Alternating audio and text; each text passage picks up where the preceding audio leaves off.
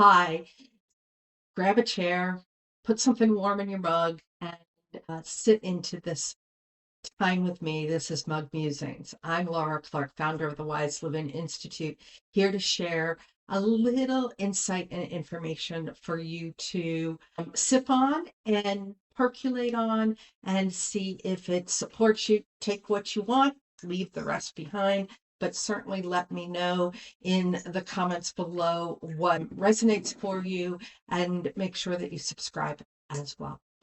I want to talk to you today about this concept that a lot of people have, which is the word of the year. And I think that it's great. I think a word of the year is a phenomenal way to begin to sit into what you want for the year.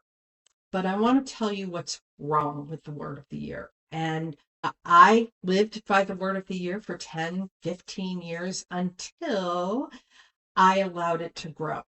So there are three things you want to consider. One is your word of the year is probably not unique to you. Somebody else probably has it.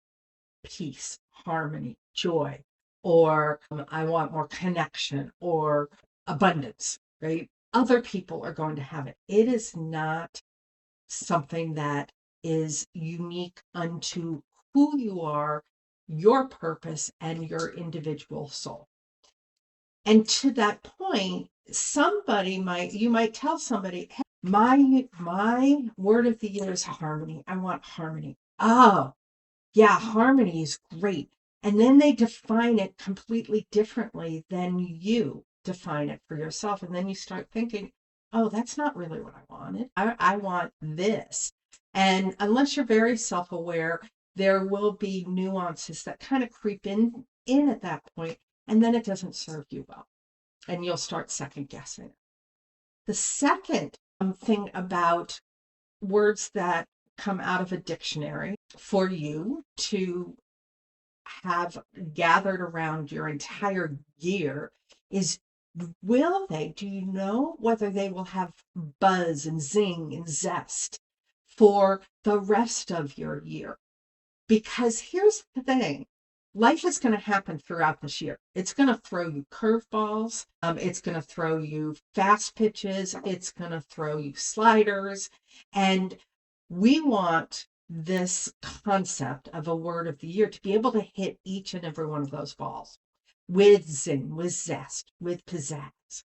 And sometimes those life happenings don't necessarily align with your word of the year. So I lost my dad a year ago, and had I put in a word of the year that didn't have some sort of softening, some sort of essence around sacred timing and being kind to yourself, because grief and mourning is about sacred timing, right? It would not have connected to me after my dad passed, right? And so we want to make sure that this word of the year concept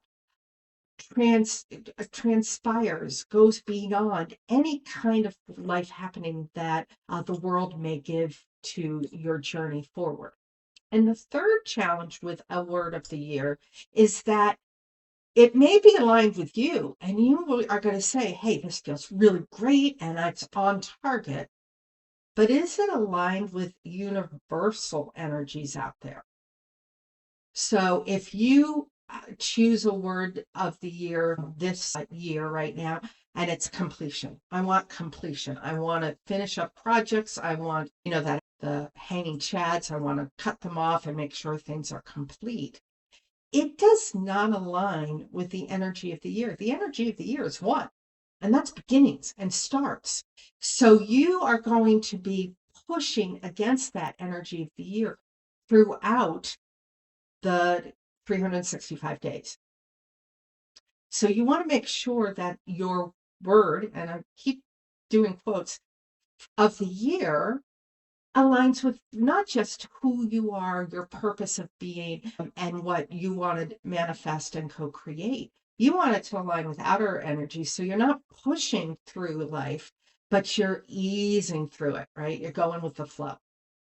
And that's why I suggest very strongly that you choose an energy of the year and you create a secret code word that both aligns with the outer energies of the year as well as your own inner harmony, joy, peace that you want. And how this energy of the year is described is yours. And you are as unique as every single rose petal out there. You are as unique as every single leaf on a tree. No two are the same. So you want to create this secret code word. I've had Heptascalate, Grinflu actually, and this year it's Harnjoist, and no one knows what that means. It's my little secret. And I tell people, they say, well, what's your word of the year? I say, oh, it's Harnjoist. And they're like, huh? And so it's intriguing and it's exciting and it's my little secret to share with some people or to keep to myself. So what is your energy of the year? What if you could create this secret code word just out of the thin air, what would it be? Let me know. But if you don't want to create it out of the thin air, reach out to me.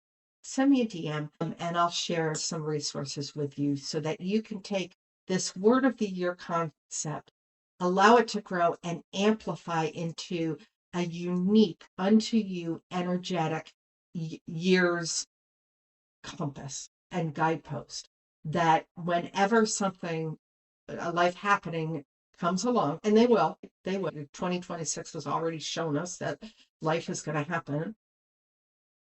You still can tap into that energy and you can still be who you are and stand up truthfully, speak your truth, and have others hear it and understand it and align with you.